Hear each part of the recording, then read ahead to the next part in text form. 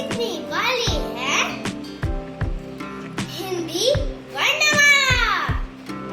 स्वर अ से आह।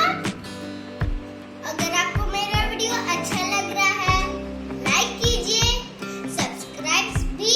चलिए शुरू करते हैं। स्वर अ से आह।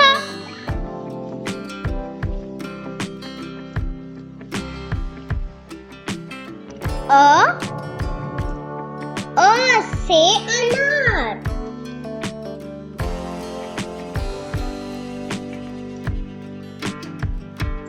आ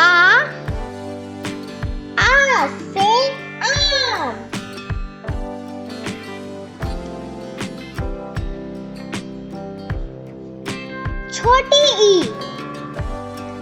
छोटी ई से इमली।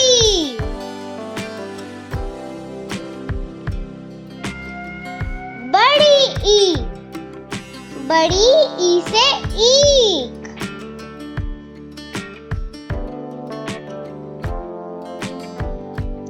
छोटा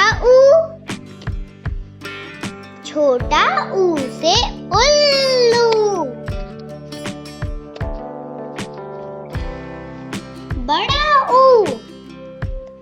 बड़ा ऊ से ऊल।